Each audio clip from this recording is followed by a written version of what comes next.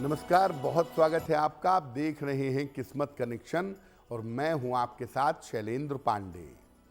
आज के कार्यक्रम में हम बात करेंगे कि आपके हाथ की रेखाओं को देख करके आपके विवाह और आपके वैवाहिक जीवन के बारे में किस तरह की जानकारी मिल सकती है। सबसे पहले बताते हैं कि हस्तरेखा विज्ञान में विवाह के योग और विवाह की स्थिति के बारे में कैसे जानते हैं। देखिए, हस्तरेखा में जब आप विवाह और विवाह के मामलों को जानना चाहते हैं तो 3 बिंदुओं पर विचार किया जाता है। पहला विचार होता है कनिष्ठिका अंगुली के बराबर सबसे छोटी उंगली जो है, इसके नीचे बराबर एक रेखा होती है, इसको विवाह रेखा कहते हैं। इसको सबसे पहले देखा जाता है। दूसरा विचार किया जाता है शुक्र के पर्वत से, यानी अंगूठे के नीचे वाले स्थान से, इस स्थान से, और चंद्रमा के पर्वत से, इस पर्वत से, यानी शुक्र और चंद्रमा के पर्वत को देखते हैं। और तीसरा और अंतिम निर्णय लेते हैं बृहस्पति के पर्वत से, यानी पहली उंगली के नीचे जो पर्वत है यहां से। यानी विवाह की रेखा चंद्रमा, शुक्र और बृहस्पति, इनकी स्थितियों को देख करके विवाह के बारे में अनुमान लगा सकते हैं। विवाह रेखा का स्वरूप और पर्वतों की स्थिति, पर्वतों के चिन्ह, ये विवाह के बारे में सारी जानकारी दे सकते हैं, सारी उलझनों को सुलझा सकते हैं। विवाह की रेखा कैसी है, शुक्र चंद्रमा का पर्वत कैसा है, बृहस्पति का पर्वत कैसा है, इन सब को देख करके बड़ी आसानी से किसी व्यक्ति के विवाह के बारे में जान सकते हैं। हस्तरेखा और विवाह पर हमारी चर्चा जारी रहेगी, लेकिन आपको याद दिला दें कि कार्यक्रम के अंत में हम आपको बताएंगे स्वस्थ रहने के सरल उपाय निरोगी भव में, और देंगे सफलता का एक विशेष उपाय सक्सेस मंत्र में। आप जानते हैं कि विवाह रेखा के द्वारा विवाह के मामले में किन किन बातों की सूचना मिलती है। सबसे छोटी उंगली के नीचे पैरेलल बराबर एक लाइन होती है जिसे विवाह रेखा कहते हैं। ये जितनी साफ और जितनी स्पष्ट होती है, विवाह का तय होना और वैवाहिक जीवन उतना ही अच्छा होता है।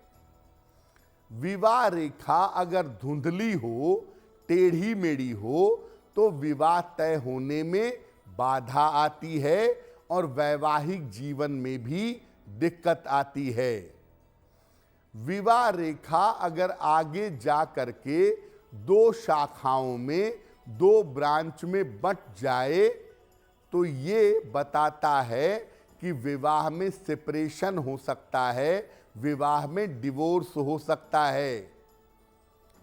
अगर विवाह की रेखा नीचे की तरफ झुक गई है तो विवाह बहुत विलंब से होता है और वैवाहिक जीवन अच्छा नहीं होता।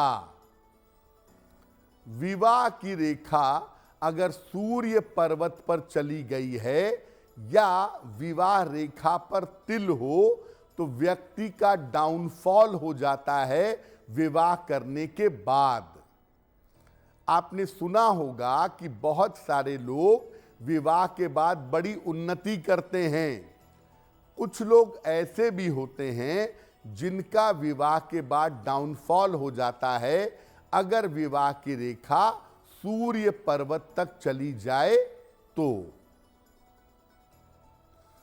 चर्चा हमारी जारी है, लेकिन कार्यक्रम के अंत में हम आपको बताएंगे स्वस्थ रहने के सरल उपाय निरोगी भव में, और देंगे सफलता का एक विशेष उपाय सक्सेस मंत्र में। अब जानते हैं शुक्र, चंद्रमा और बृहस्पति के पर्वत से विवाह के मामले में कैसी जानकारी मिलती है। शुक्र पर्वत अगर दबा हुआ हो, इस पर रेखाओं का जाल हो या तारा हो, तो ये वैवाहिक जीवन को छिन्न भिन्न कर देता है, वैवाहिक जीवन को खराब कर देता है। चंद्रमा के पर्वत पर अगर तिल हो या दाग धब्बे हो, तो विवाह बहुत विलंब से होता है, काफी देरी के बाद काफी प्रयास करने पर होता है। इन्हीं दोनों पर्वतों से मुख्य रूप से विवाह होने के लक्षण देखे जाते हैं। जब विवाह होने का समय बहुत निकट आ जाता है, तब शुक्र और चंद्रमा का पर्वत गुलाबी हो जाता है, पिंकिश हो जाता है और तमाम छोटी छोटी रेखाएं ऊपर की तरफ जाती हुई दिखाई देती हैं। बृहस्पति पर्वत पर क्रॉस हो या भाग्य रेखा या जीवन रेखा से इसका संबंध हो, तो ऐसा देखा गया है कि व्यक्ति प्रेम विवाह करता है स्वयं की इच्छा से किसी जानी पहचानी लड़की के साथ। अब मान लिया कि आपके हाथ की रेखाओं में विवाह के लिए संकेत अच्छे नहीं हैं, वैवाहिक जीवन के लिए संकेत अच्छे नहीं हैं, तो क्या उपाय करना चाहिए। अगर विवाह रेखा बाधा दर्शा रही हो, समस्या दर्शा रही हो, तो कनिष्ठिका अंगुली में सबसे छोटी उंगली में शुद्ध चांदी का छल्ला पहनना चाहिए। अगर विवाह रेखा से विवाह में काफी विलंब हो रहा हो, लग रहा हो कि शादी बहुत देर में हो सकती है, तो सोने और चांदी को बराबर मात्रा में मिलवा करके उसका छल्ला बना लें और सबसे छोटी उंगली में पहन लें। अगर शुक्र के पर्वत पर कोई नकारात्मक चिन्ह हो, तो रोज सुबह शिवलिंग पर चंदन लगाएं और भगवान शिव की उपासना करें। चंद्रमा के पर्वत की वजह से अगर वैवाहिक जीवन में या विवाह होने में समस्या आ रही हो, तो पूर्णिमा का उपवास रखें और इस दिन चंद्रमा को अर्घ देंगे, तो आपका दिन शुभ हो, मंगलमय हो। इसी कामना के साथ मुझे दीजिए इजाजत। अगर आप मुझसे जुड़ करके अपनी समस्याओं का समाधान चाहते हैं और चाहते हैं कि आपकी समस्याओं को ज्योतिष के माध्यम से सुलझाया जाए, तो आप हमसे संपर्क कर सकते हैं, जुड़ सकते हैं एस्ट्रो तक पर।